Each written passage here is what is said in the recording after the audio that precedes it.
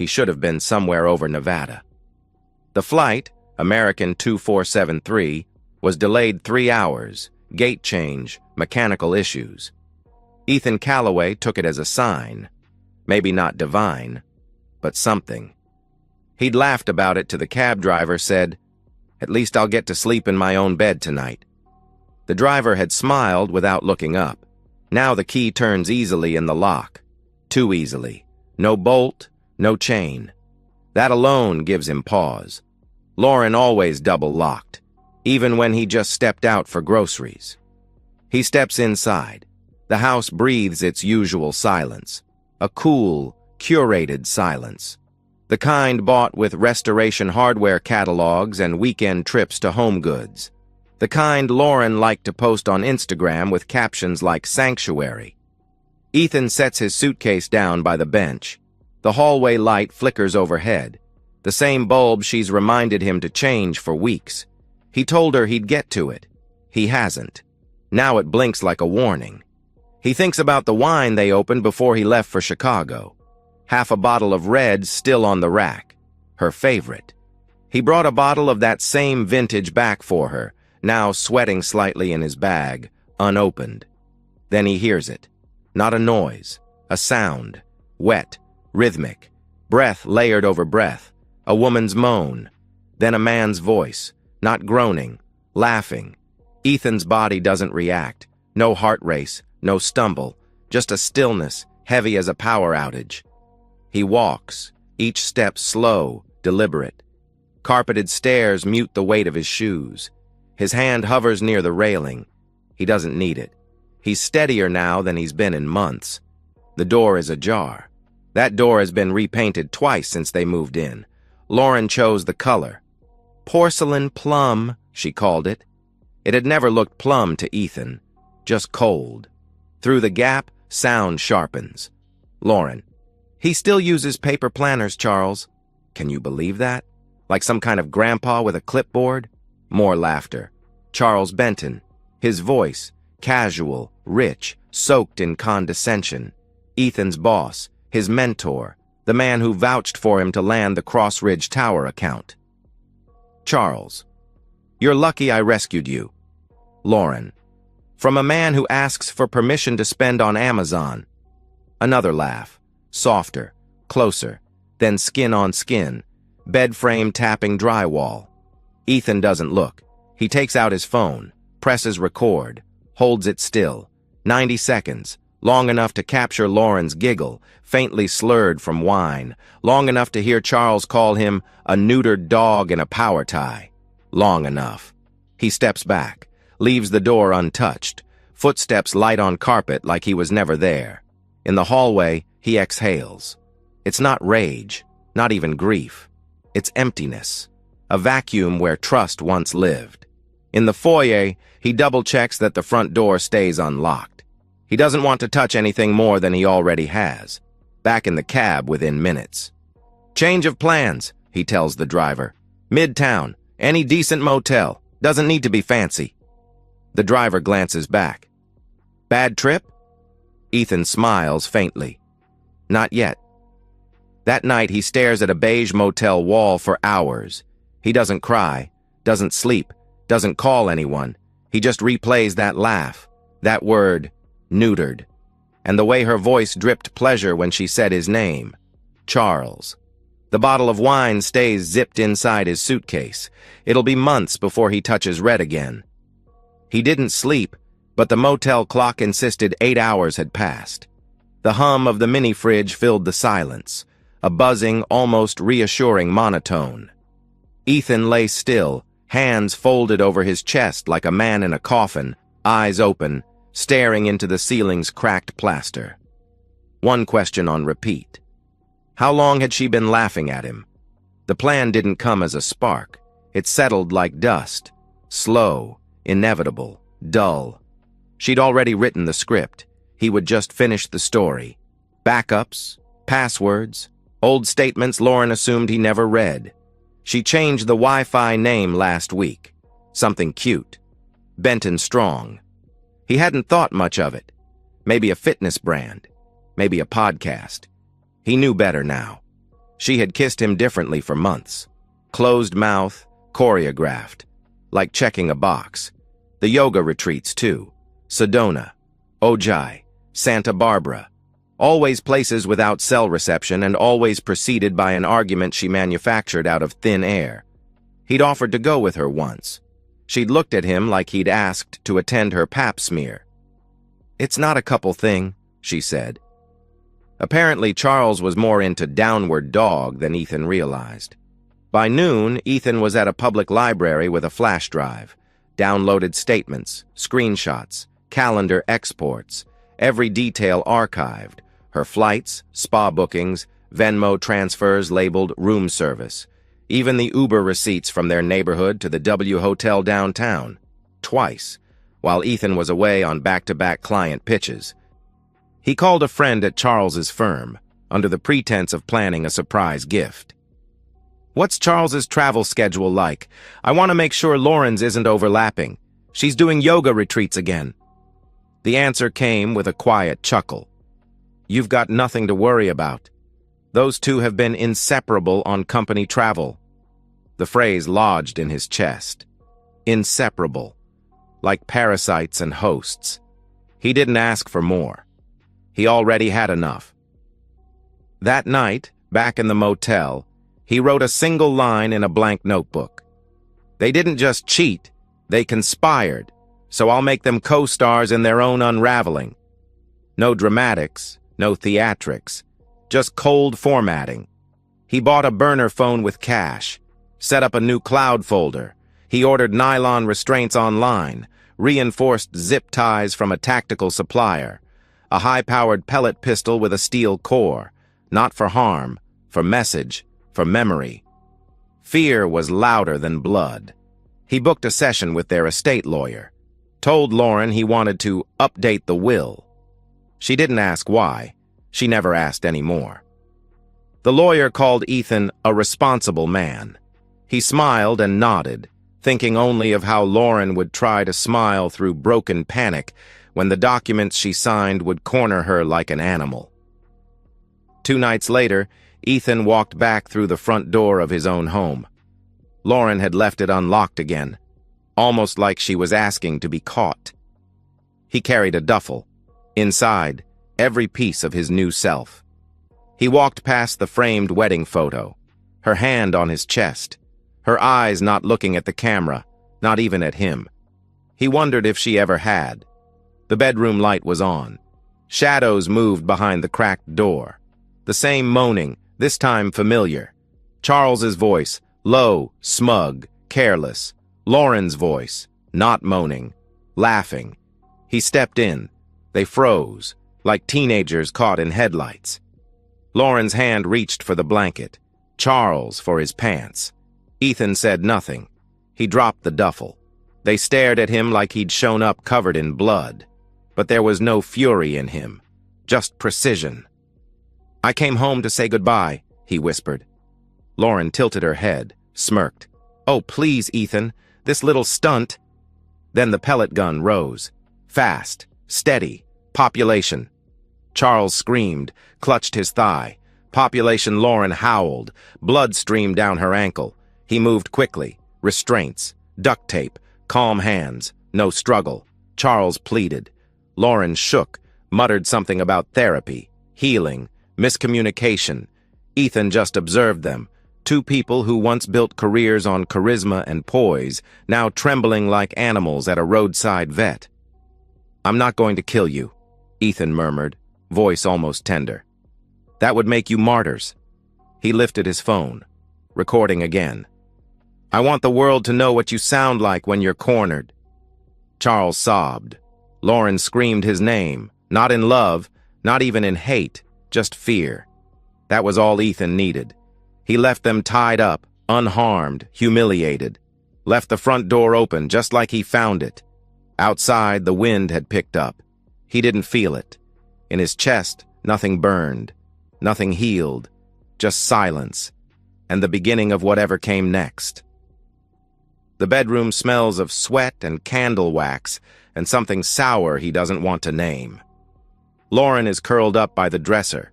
Her mascara's bled into her jawline, blotched and cracking. Charles is shirtless, legs spread awkwardly on the floor like he fell mid-stride and never got up.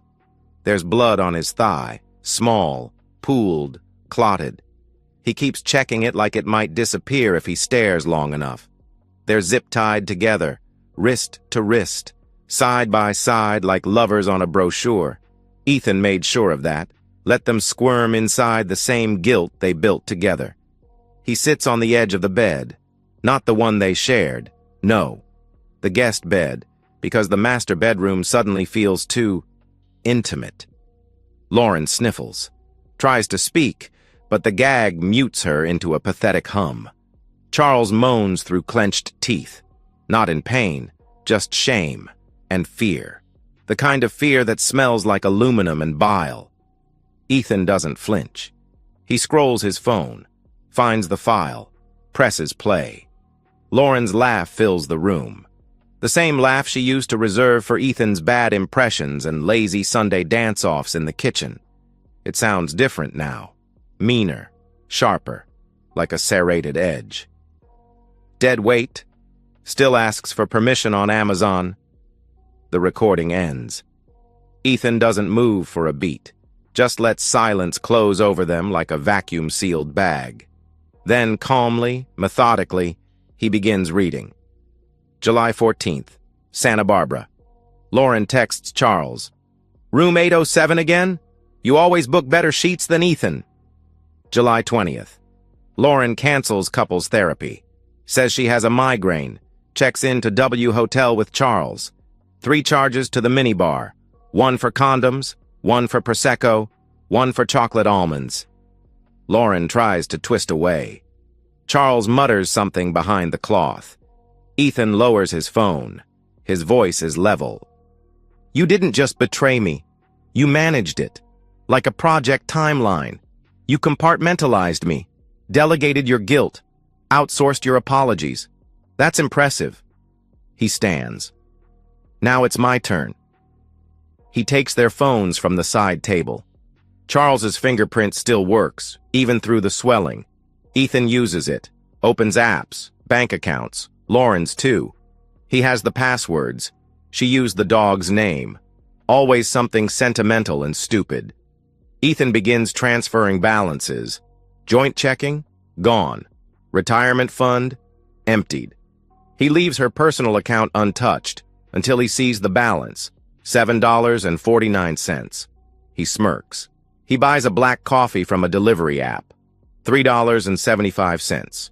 Charges it to her debit card. $3.74, he says aloud. That's what you're worth to me now. Then he logs into the brokerage account, sells every mutual fund, moves the money to a private trust in Panama, an account set up 6 years ago before their 3rd anniversary. Back then, he called it a rainy day fund. He never told her where the umbrella was. Next, he drafts an email to Melanie Benton. Dear Melanie, I regret that you're learning this from me, but silence helps no one. Attached is a video recorded Thursday night, along with financial logs and proof of your husband's, well, you'll see. I apologize for the pain, but not for the truth. Ethan Calloway. He attaches the audio, the affair logs, and 2 screenshots, Charles and Lauren mid-embrace. The camera angle isn't flattering. It wasn't meant to be. He schedules the email for Monday morning, enough time for the weekend to rot.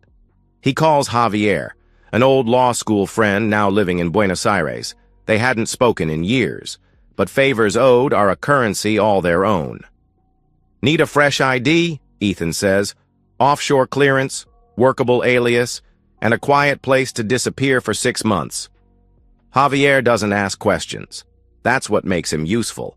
By sundown, Ethan has changed the alarm code, canceled all utilities, terminated credit cards in both names, and removed Lauren as a beneficiary on his insurance.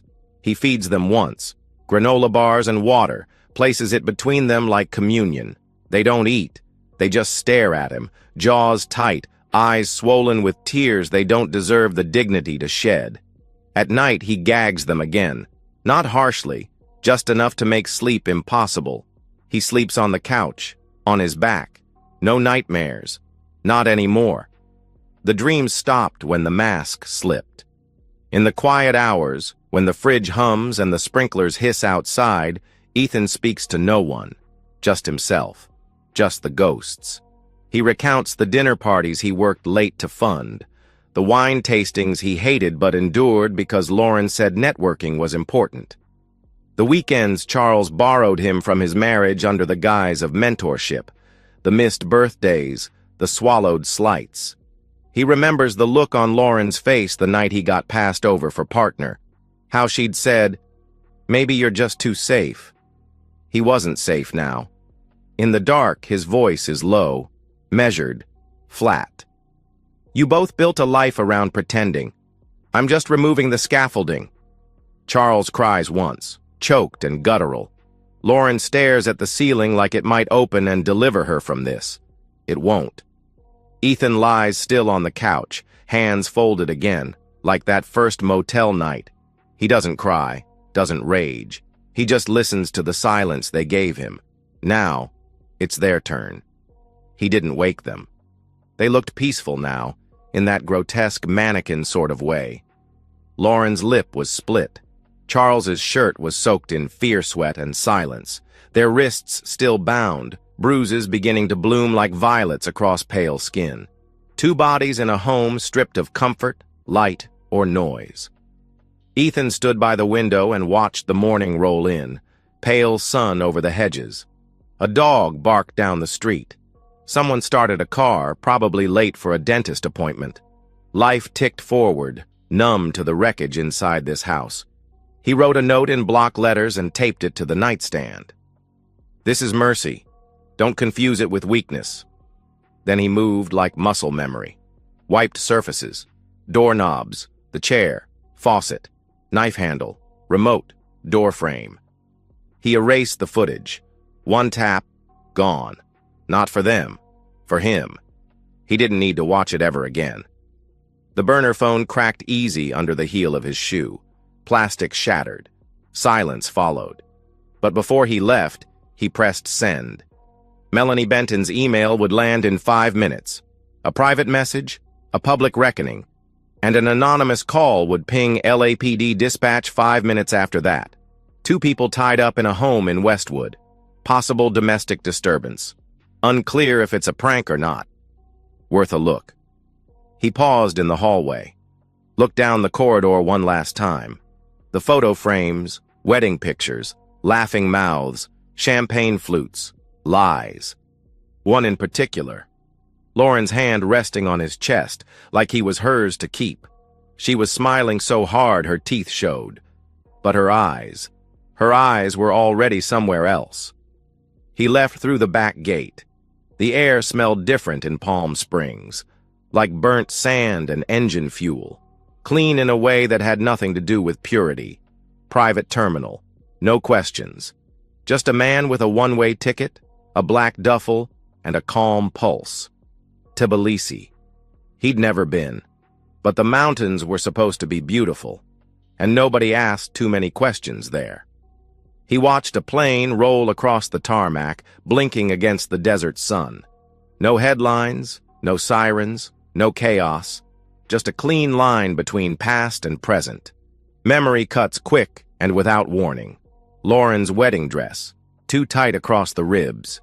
She'd whispered to her maid of honor that she couldn't breathe, but wouldn't let the tailor touch it again. "Beauty is discomfort," she'd said.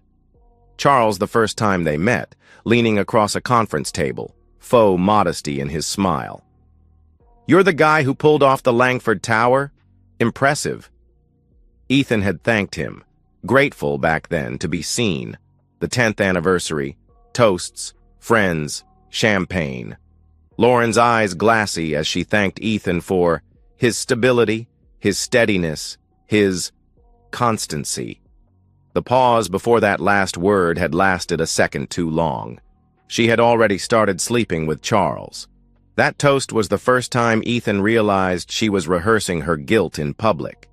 His seat on the plane is window side. Leather. Quiet. A steward nods but doesn't speak. Ethan's boarding pass is under a different name. No wedding ring, no phone, no social media trail. Just a folder of documents in the duffel and a fresh passport he doesn't quite believe in yet. He doesn't feel victorious. He doesn't even feel free. But he feels clean, as if all the filth had been scrubbed from his skin and poured into their hands.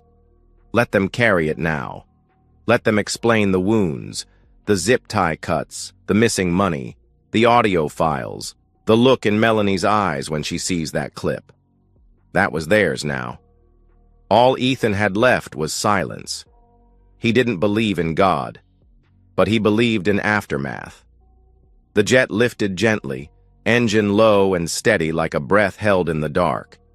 He didn't look back. Not at the desert, not at the house, not at the city where he built his life and watched it rot from the inside out. Revenge hadn't healed him, but it had stopped the bleeding. And sometimes, that's enough. The water moves differently here. Slower, like it's never in a rush to be anywhere. Ethan watches the Black Sea lap against the cracked wooden hull of a borrowed boat. He doesn't own much now. A small shack with a tin roof. A cash register that doesn't open unless he kicks it. A passport in a name that still tastes strange in his mouth. Locals call him Luca.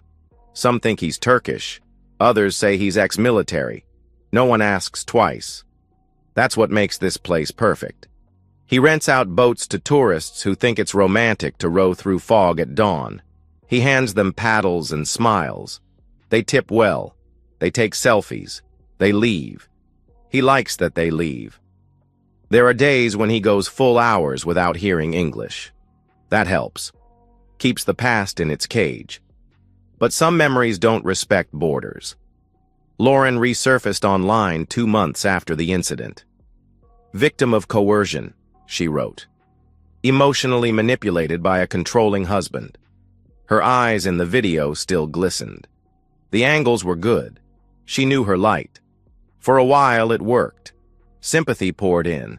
A few influencer deals, affiliate links, #healing. Then the audio leaked. Not his doing. He never sent it to the press, never planned to, but someone forwarded it to a podcast, a woman's voice. He still asks for permission to spend on Amazon. A man's laugh. Neutered dog in a power tie. The internet did the rest. Sponsors fled. Comments turned. The apology videos came next. I was in a dark place, she said. I made mistakes. She always said mistakes like they happened without her. Last Ethan heard, she was living in her sister's spare room in Scottsdale, selling overpriced beauty kits to middle-aged women who wanted contouring tips from someone who used to matter. She still posts affirmations. Let go of what no longer serves you. Reclaim your story. She signs them with butterfly emojis. Ethan wonders if she ever wakes up thinking she might still be asleep. Wonders if she's capable of shame. Then he wonders why he still wonders at all. Charles unraveled differently. Melanie left the night the email arrived. Didn't even yell. Just packed a bag and took the kids. That kind of silence always scares men like him more than screaming. She sued him for everything. House, assets, custody. She won. Charles spiraled. Lost the firm. Lost his reputation. Tried starting a consulting business. Rumor has it he's now somewhere in Nicaragua, working with ex-corporate criminals who lost their licenses. He sent Ethan an email once, a plea buried under false humility. I get it. I deserve what happened. But please, let's talk. Ethan never opened it. Never deleted it either.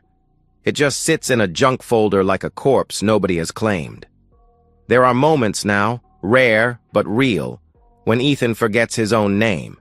Not Luca. Not Ethan. Just absence. The weightlessness of not being anyone. A woman once invited him for tea. She had kind eyes and a lazy accent. Georgian, but touched by Paris.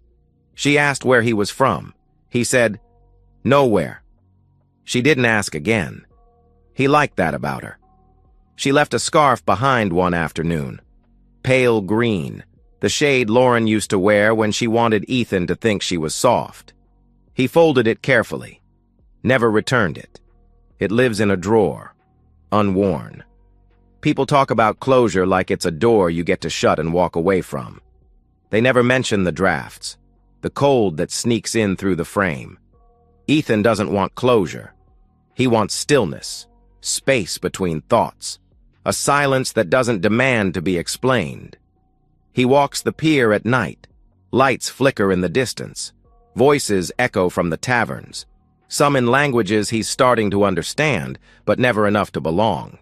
He's okay with that. There's peace in not belonging. Sometimes when the sea is calm and the sky turns the same shade of ash as memory, he thinks about what he left behind. Not the house, not the business, not even Lauren. He thinks about who he was, the version of him that forgave too quickly, that made himself smaller to fit into rooms she wanted to shine in, that called her beautiful on days she didn't deserve it. That man's dead. He doesn't grieve him, but he honors the silence that came after. The boat rocks beneath his feet, a soft creak, like an exhale. Tomorrow he'll varnish the oars, replace a rope, mend something simple. Today he lets the water hold him, not for healing, just to float. And so, we've reached the end of today's story. Was it what you expected, or did it take a twist you didn't see coming? I'm curious to hear your thoughts. Share them in the comments below, and let's get a conversation going. If this story kept you hooked, make sure to hit that like button. And if you're new here or just haven't subscribed yet, now's the perfect time to join our community. I bring you fresh, captivating stories every day, so click that subscribe button and turn on notifications so you never miss out. Thanks for watching, and I'll see you in the next one.